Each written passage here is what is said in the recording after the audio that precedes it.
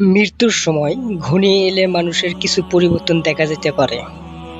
কোরআন ও হাদিসে আমাদের এই বিষয়ে কি শিক্ষা দেয় চলুন জেনে নেই। আসসালামু আলাইকুম। মৃত্যুর সঠিক সময় একমাত্র আল্লাহই জানেন।